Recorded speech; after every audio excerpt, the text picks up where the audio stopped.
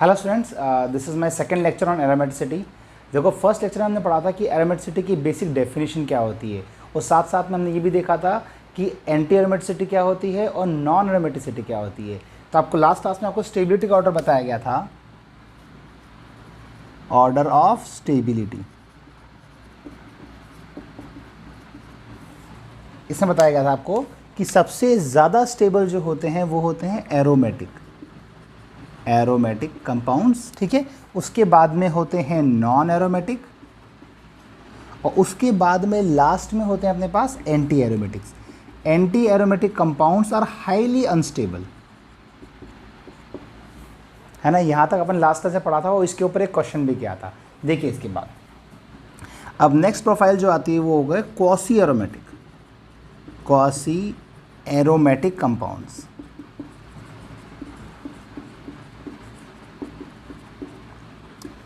देखो, quasi aromatic compounds are the compounds which are aromatic due to any charge, है ना। जो कैसे, पहले इसकी डेफिनेशन लिखते हैं अपन,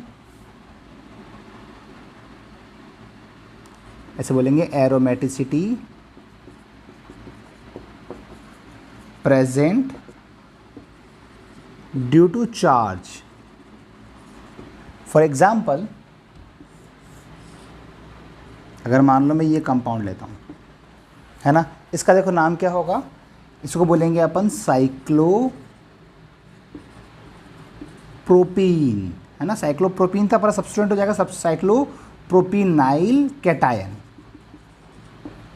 है ना। साइक्लोप्रोपीन के अंदर मैंने ई हटा के वाई लगाया, साइक्लोप्रोपीनाइल कैटायन हो चुका है ना ये, ठीक है। अब बताओ इसमें टोटल पाई इलेक्ट्रॉन्स कितने हैं। मैंने कहा था डबल बॉन्ड के 2 गिनने, लोन पेयर के 2, नेगेटिव चार्ज के 2 और पॉजिटिव चार्ज का 1 भी नहीं आएगा। इसका मतलब इसमें टोटल कितने हो जाएंगे, 2 पाई इलेक्ट्रॉन्स हो जाएंगे। और अगर 2 पाई इलेक्ट्रॉन होते हैं तो वो क्या होता है, एरोमेटिक होता है, क्योंकि हकल्स रूल बोलता है कि अगर 2 पाई 6 पाई 10 पाई 14 पाई होगा तो वो किस में आएगा, सब एरोमेटिक कंपाउंड्स में आएगा, ठीक है। इसके बाद देखो नेक्स्ट, ये अब देखो इसमें रेजोनेंस कैसे होता है, ध्यान दो। फर्स्ट स्ट्रक्चर तो ये गिवन है अपने को, है ना। इसके बाद देखो, अगर इसको मैं तोड़ूँ यहाँ पे, है ना, ये बॉन्ड अगर मैं ऐसे ब्रेक करता हूँ तो क्या होगा, देखो यहाँ पे नेगेटिव आ जाएगा, नेगेटिव पॉजिटिव बॉन्ड बन जाएगा, और यहाँ पे क्या होगा, पॉजिटिव हो जाएगा। 2 RS के बीच में साइन बनाते हैं, ध्यान दो। वापस से इसको मैं यहाँ तोड़ूंगा तो क्या हो जाएगा, ये यहाँ आ जाएगा आपके पास नेगेटिव पॉजिटिव बन जाएगा बॉन्ड, और यहाँ पे क्या आ जाएगा, पॉजिटिव आ जाएगा, ठीक है। अब ध्यान दो, इसका अगर मैं बनाता हूँ हाइब्रिड, तो हाइब्रिड तो कैसे बनेगा, इन सभी पे पॉजिटिव चार्ज, तो पूरा पॉजिटिव, अगर एक ही पॉजिटिव सेम चार्ज फैलना तो एग्जैक्टली ये +1/3 +1/3 +1/3 चार्ज यहाँ पे आ जाएगा, और डबल बॉन्ड सब पे पूरे फैल जाएगा। इसको ऐसे ही बोलते हैं, और या फिर इसको ऐसे बना सकते हैं अपन,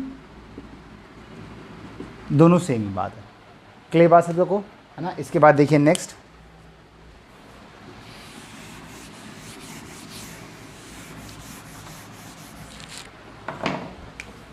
कंपाउंड देखिए अपना,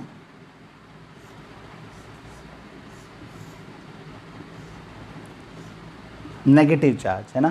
तो ये भी क्वासी है, देखो कैसे, क्योंकि अगर इसमें टोटल पाई इलेक्ट्रॉन देखोगे तो 1 2 3 4 5 6 पाई इलेक्ट्रॉन है, और जो ये नेगेटिव चार्ज है ये भी एरोमेटिसिटी के अंदर है। इसका मतलब टोटल कितने हो जाएंगे, 6 पाई इलेक्ट्रॉन हो जाएंगे, जो हकल्स रूल के अकॉर्डिंग क्या करेगा, एक एरोमेटिक कंपाउंड है। ध्यान देखो इसके बाद, है ना। देखो अब इसका नाम क्या लिखेंगे, देखो पहले नाम लिखना ज़रूरी है इसका, साइक्लो, अब 1 2 3 4 5 तो पेंट। अब देखो अगर एक से ज़्यादा डबल बॉन्ड हो या एक से ज़्यादा ट्रिपल बॉन्ड हो ना, तो ये पेंट नहीं आएगा, ये पेंटा आएगा, ठीक है। अब क्या होगा, डाईइन, और मैंने कहा लास्ट में आई नहीं लगाना है, IL लगाना है, YL लगाएंगे। सब्स्टिट्यूएंट जब भी होंगे तो ये इन का YL हो जाएगा, तो क्या है, साइक्लोपेंटा डाईइनाइल, और नेगेटिव चार्ज का मतलब एनायन। क्लियर बात सब लोगों को, ये भी क्या रहेगा, ये भी एक एरोमेटिक कंपाउंड रहेगा। इसके बाद देखिए नेक्स्ट,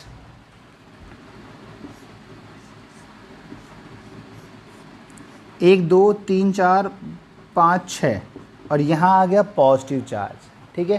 तो ये क्या है, ये भी एक एरोमेटिक कंपाउंड है, कि टोटल कितने इसके अंदर 6 पाई इलेक्ट्रॉन्स है, और इसका नाम होता है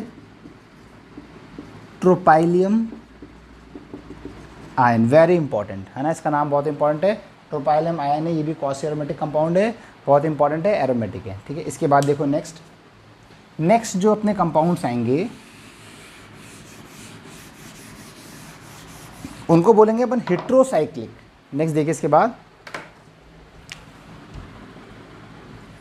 अपन ऑर्डर पढ़ चुके हैं।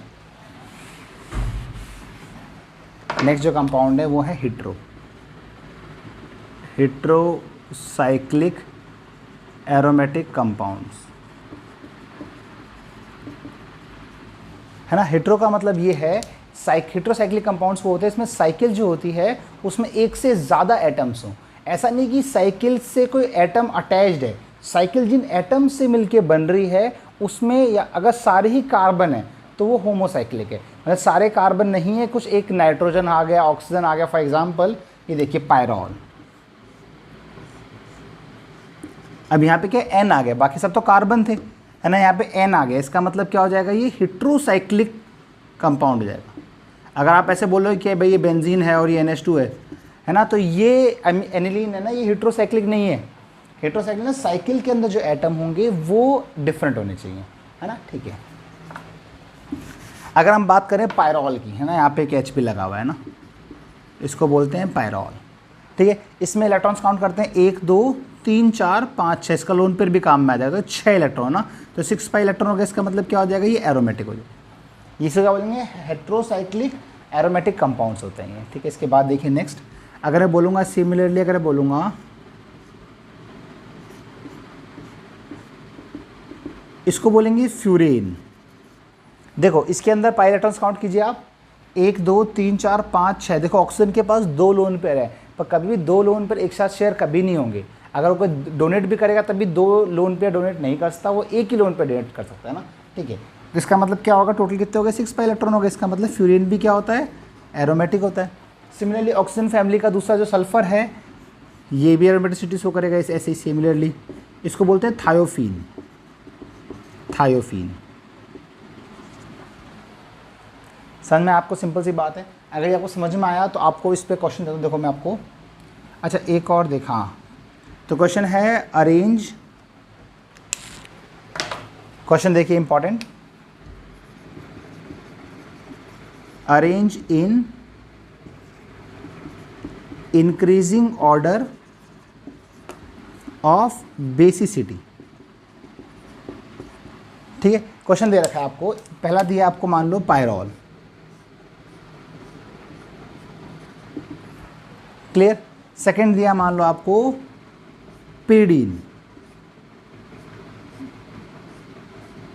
पिरिडीन भी एक हाइड्रोसाइक्लिक एरोमेटिक कंपाउंड है।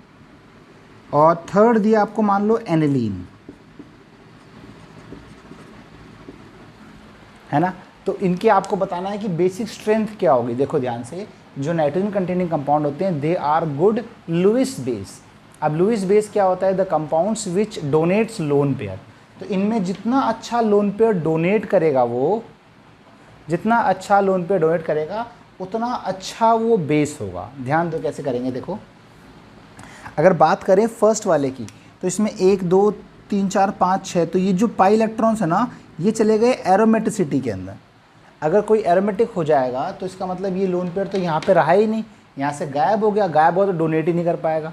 सेकंड, अगर मैं बात करूँ इसकी, ध्यान सुनना, अगर मैं इस लोन पेयर की बात करूँ तो इसके अंदर जो एरोमेटिसिटी है ना, उसमें तो कितने इलेक्ट्रॉन चाहिए, 1 2 3 4 5 6। ये जो लोन पेयर है ना, इस लोन पेयर की आवश्यकता ही नहीं पड़ी। इसका मतलब इन पिरिडीन,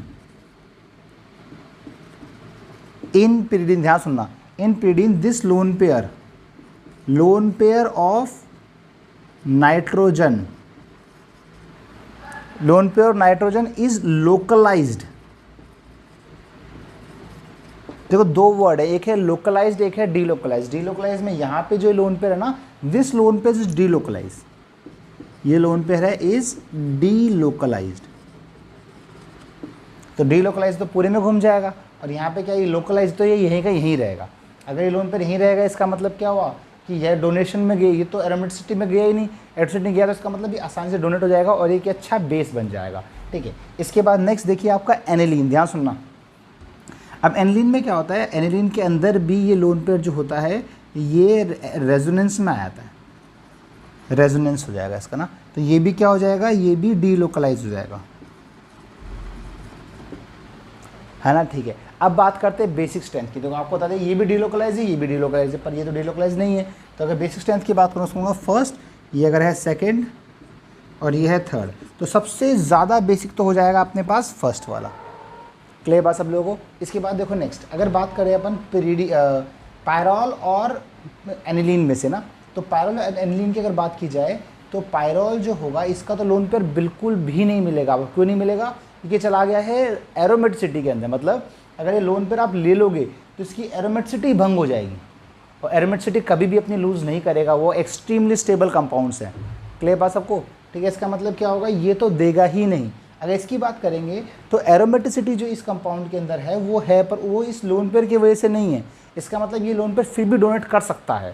तो इसका मतलब क्या होगा, फर्स्ट पे तो आ गया ये, उसके बाद सेकंड नंबर पे आएगा थर्ड वाला, और फिर आएगा नहीं सॉरी सबसे ज़्यादा अगर बेसिक की बात करेंगे, सबसे ज़्यादा बेसिक होगा सेकंड वाला, है ना, उसके बाद आएगा थर्ड वाला, उसके बाद आएगा फर्स्ट वाला। देखिए तो किस में आ गया, एरोमेटिसिटी के अंदर आ गया। देखो कुछ और कंपाउंड्स हैं, जैसे कि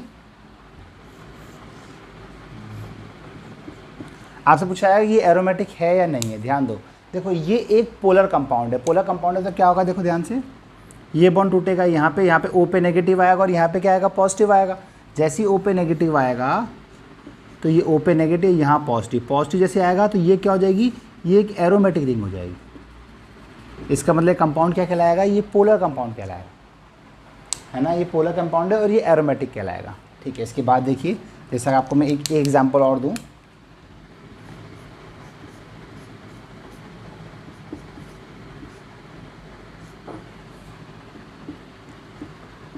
चेक कीजिए। देखो अब वापस से क्या, ये पोलर है और पोलर के अंदर पाई बॉन्ड है। पाई बॉन्ड वीक होगा तो पाई बॉन्ड ब्रेक होगा, पाई बॉन्ड ब्रेक होगा तो क्या होगा, देखिए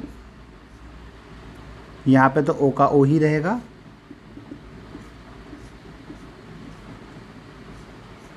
यहाँ पे O माइनस और पॉजिटिव। अब चेक कीजिए इसकी एरोमेटिसिटी ना। देखो अगर चेक करेंगे तो पाई इलेक्ट्रॉन्स कितने, 1 2 3 4 5 6 6 पाई इलेक्ट्रॉन है।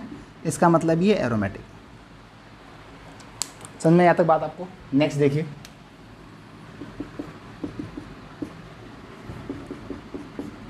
थर्ड देखिए, अगर मैं आपसे बोलूँ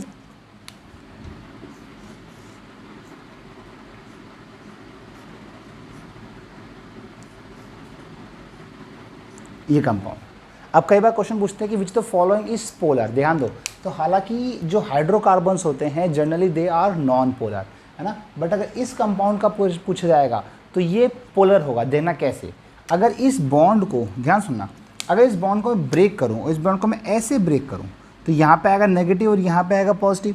जैसे यहाँ नेगेटिव आएगा तो ये 6 पाई हो जाएगा, तो ये एरोमेटिक हो जाएगा। जैसे यहाँ पॉजिटिव आएगा तो 2 पाई हो जाएगा, तो एरोमेटिक हो जाएगा। तो ये दोनों ही क्या हो जाएंगे, एरोमेटिक होगा। दोनों एरोमेटिक हो गए, इसका मतलब बहुत स्टेबल हो जाएगा। इसका मतलब ये एक पोलर कंपाउंड है, और ये जब बॉन्ड टूटता है तो यहाँ पे आ जाएगा आपके पास नेगेटिव, यहाँ पॉजिटिव। तो ये वाली रिंग थी ना, ये भी बन गई आपके पास एरोमेटिक, और ये वाली रिंग थी, ये भी बन गई आपके पास एरोमेटिक। बोला समझ में आप सब लोगों को। इसका मतलब क्या हो गया, ये दोनों रिंग एरोमेटिक हो गई। कई बार क्वेश्चन पूछते हैं which the following compound are polar, तो अगर उसके अंदर आप चेक कर लो, अगर हाइड्रोकार्बन, तो hydrocarbon generally are non polar होते हैं। बट अगर उसमें ऐसा हो कि कुछ स्टेबिलिटी आने के बाद में वो एरोमेटिक बन रहे हैं, इसका मतलब ये क्या हो जाएगा, पोलर कंपाउंड्स हो जाएंगे, ठीक है। इसके बाद देखिए नेक्स्ट,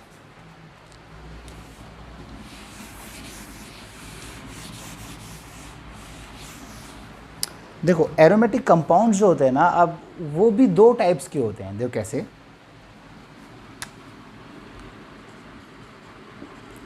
एरोमेटिक कंपाउंड्स, एक होता है बेंजीनॉइड और एक होता है नॉन बेंजीनॉइड, है ना। बेंजीनॉइड का मतलब क्या होगा, नाम से लग रहा है कि the aromatic compound which contains at least 1 benzene ring, है ना। तो इसको ऐसे बोलेंगे, contains at least 1 benzene ring. Clear बात करें। और इसमें नो बेंजीन रिंग, इसमें एरोमेटिक तो कंपाउंड होना चाहिए ही चाहिए, बस उसमें कोई बेंजीन रिंग नहीं होनी चाहिए, है ना। फॉर एग्जाम्पल अगर बात करो इसके अंदर में, तो या तो सिंपल मान लो मैं बेंजीन ले ली मैंने, है ना, या फिर मैंने मान लो 2 बेंजीन ले लिया, है ना, ये 2 फ्यूज्ड रिंग है, इनको बोलते हैं नेप्थलीन। मैंने 3 बेंजीन रिंग फ्यूज कर दी,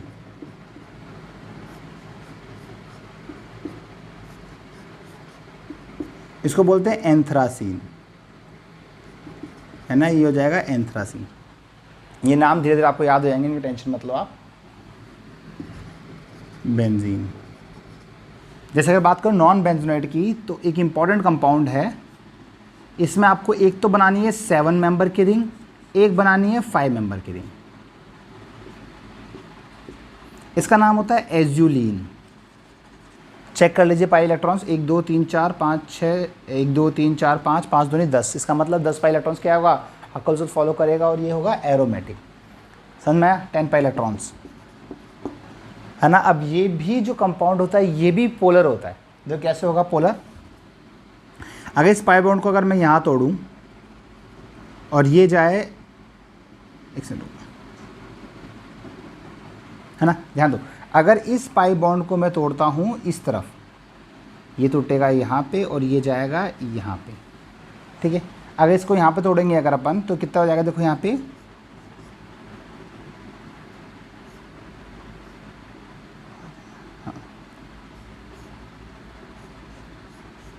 तो यहाँ आएगा नेगेटिव और ये बन गया बॉन्ड, और यहाँ आ जाएगा पॉजिटिव और ये बन जाएगी अपनी रिंग। क्या होता है, पोलर कंपाउंड होता है। इसके बाद देखिए नेक्स्ट, है ना, अब ये जो होता है ये पोलर कंपाउंड है, ऐसे देखो। अब ये जो होता है ये ब्लू कलर का होता है, ब्लू कलर होता है ड्यू टू चार्ज ट्रांसफ़र, ध्यान रख लो बस, due to charge transfer. Clear बात सब लोगों को। तो यहाँ मैंने बताया कि जो आपके एरोमेटिक कंपाउंड होंगे ये भी 2 प्रकार के होंगे, कौन कौन से, बेंजोनाइड और नॉन बेंजोनाइड। अब देखिए इसके बाद नेक्स्ट,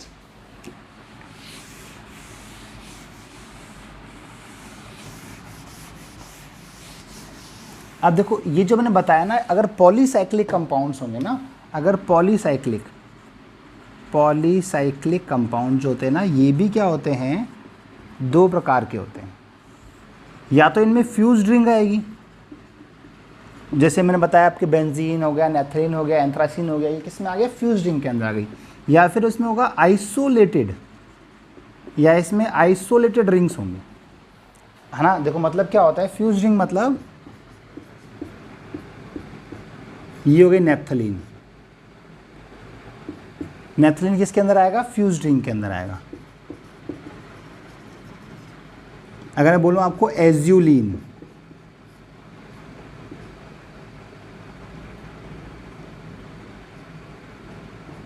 है ना, अगर बोलूंगा एज्यूलीन, तो एज्यूलीन भी किस में आएगा, फ्यूज्ड रिंग के अंदर आएगा, एज्यूलीन, है ना। अब बात करते हैं अपन आइसोलेटेड रिंग्स के ना। अगर आइसोलेटेड रिंग की बात करेंगे, समझ लो 2 बेंजीन रिंग को मैंने सेपरेट रख रखा है, ठीक है। अब देखो इनमें डिफरेंस क्या है, ध्यान दो। तो इसके अंदर क्या होता है, इनमें आपको पूरा कंप्लीट सिस्टम में पाई इलेक्ट्रॉन चेक करने पड़ते हैं,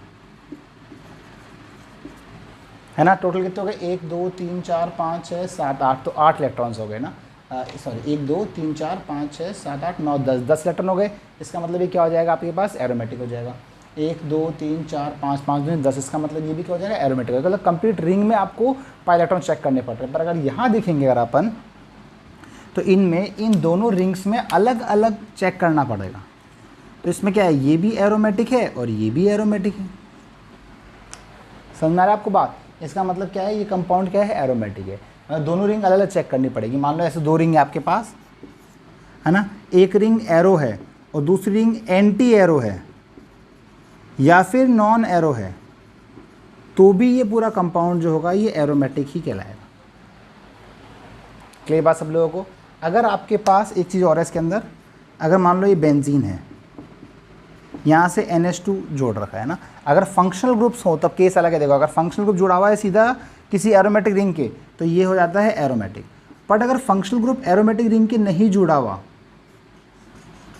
यहाँ जोड़ रखा है मान लो मैंने NH2, है ना, अगर चेन के जोड़ रखा है, इसका मतलब अब ये एरोमेटिक नहीं, अब ये एलिफेटिक कहलाएगा, है ना, ये कहलाएगा एलिफेटिक।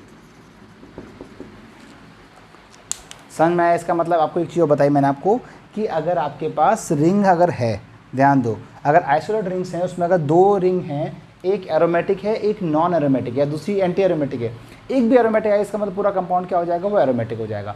दूसरा, अगर फंक्शनल ग्रुप प्रेजेंट है और फंक्शनल ग्रुप जो है वो सीधा किसी रिंग के जुड़ा हुआ है, इसका मतलब वो क्या होगा? वो सिस्टम हो जाएगा एरोमेटिक। पर अगर फंक्शनल ग्रुप जो है ये इसके बाद में कोई दूसरा सब्सटेंस लगाया, दूसरी नॉन एरोमेटिक रिंग लगी हुई है या एलिफेटिक रिंग लगी, उसके बाद में फंक्शनल ग्रुप जुड़ा हुआ है, इसका मतलब पूरा कंपाउंड क्या हो जाएगा? वो कंपाउंड कहलाएगा एलिफेटिक, या मतलब एरोमेटिक नहीं कहलाएगा वो, है ना। वो डिपेंड करता है किसके जुड़ा हुआ है उसके हिसाब से होगा।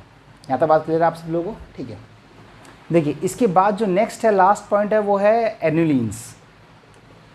इंपॉर्टेंट है। एनुलिन्स आपने पहले भी देखे होंगे, बस आप अपन उसको अलग से क्लासीफाई कर रहे हैं। देखो एनुलिन्स होता क्या है? एनुलिन्स कार्बन की रिंग होती है जिसके अंदर ऑल्टरनेट पाई बॉन्ड्स होते हैं ना, तो ऐसे बोलेंगे carbon containing ring having alternate pi bonds. जो कैसे, अगर मैं बात करूं,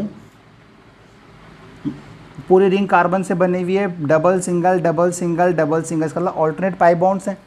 अगर ऑल्टरनेट पाई बॉन्ड्स हैं इसका मतलब ये क्या, इसको बोलेंगे एन्युलिन।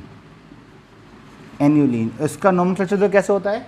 एन्युलिन लिखो और ब्रैकेट में, स्क्वायर ब्रैकेट के अंदर, इसके अंदर नंबर ऑफ कार्बन्स कितने हैं वो लिखते हैं। तो 1 2 3 4, 4 कार्बन है, तो यहाँ पे क्या आ जाएगा? 4 आ जाएगा। सिंपल। नेक्स्ट देखिए बेंजीन जो अपन बोलते हैं, ये भी क्या है? ये भी एन्युलिन 6 है। ठीक है। नेक्स्ट देखिए, अगर मैं बोलूं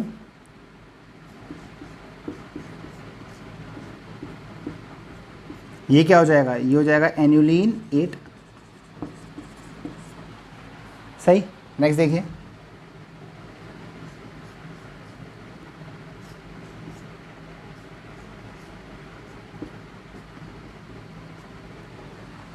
double single double single double single double single double single, इसका मतलब ऑल्टरनेट पाई बॉन्ड्स हैं और इसके टोटल इसमें कितने कार्बन है? 10, तो इसको बोलेंगे एन्युलिन 10। ठीक है, क्लियर है बात सब लोगों को? ठीक है। अब देखो अगर बात करें एन्युलिन 4 की, तो ये एरोमेटिक है, एंटी है या नॉन है? देखो नॉन तो हो सकते क्योंकि सारे क्या डबल सिंगल डबल क्या पाइप ऑल्टरनेट चल रहे हैं, सब sp2 हाइब्रिडाइज रहेंगे ना। अब बात करते हैं एंटी और एरो की, तो ये कौन सा है? ये एंटी एरोमेटिक, क्योंकि इसके अंदर 1 2 3 4 4 पाई इलेक्ट्रॉन्स है ना, तो ये होता है एंटी एरो। एंटी एरो होगा तो हाईली अनस्टेबल होगा, ये अनस्टेबल। तो ये अपने आप को स्टेबल करने के लिए क्या करता है? ये डाइमराइज हो जाता है। जैसे दो, मान लो 2 जो कंपाउंड हैं, 2 एनिलीन 4 आएंगे, ये बॉन्ड यहाँ तोड़ा, ये तोड़ा यहाँ, तो यहाँ नेगेटिव आएगा, यहाँ पॉजिटिव, नेगेटिव पॉजिटिव जुड़ जाएगा,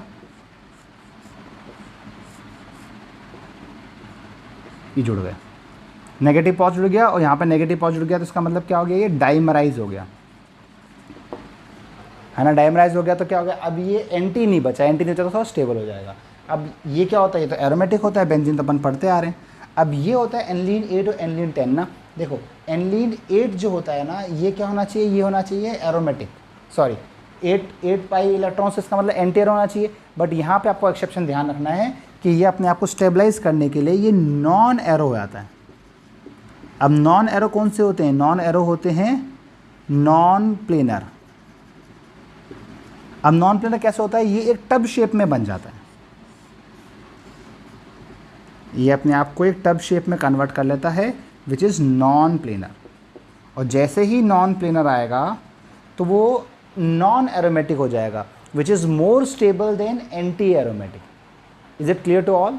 नेक्स्ट देखिए इसके बाद, अब एनुलीन 10 है, इसके अंदर 10 पाई इलेक्ट्रॉन एरोमेटिक होता है, स्टेबल था, पर उसके बाद भी ये स्टेबल नहीं होता है, क्योंकि इसमें ऐसे बोलते हैं कि यहाँ पे जो H होते हैं, इन H's में हाई रिपल्शन होता है, हाई रिपल्शन। इस हाई रिपल्शन के कारण ये भी क्या होता है? नॉन एरोमेटिक होता है। ये आपको चीज़ें ध्यान रखनी है ना। ऑर्गेनिक है, कुछ चीज़ें आपको ध्यान रखनी पड़ेगी जो एक्सेप्शन है इसके अंदर। है ना। तो एनिलीन 10 जो होता है ये नॉन एरोमेटिक होता है, एनिलीन 8 होता है ये भी नॉन एरोमेटिक होता है, एनिलीन 6 होता है एरोमेटिक होता है, एनिलीन 4 होता है ये इसको एंटी एरोमेटिक ही बोलते हैं। यहाँ तक क्लियर है। तो ये पूरा पार्ट हो गया अपना एरोमेटिसिटी का। इसके बाद आप इसको क्वेश्चंस करोगे या तो आपको और क्लियर हो गया। थियोरेटिकल पार्ट सारा इतना ही था इसके अंदर। तो थैंक यू सो मच, यहाँ तक देखिए और जो बताया क्वेश्चंस को वापस रिपीट कीजिए, वापस को कॉपी में लिखिए। Thank you.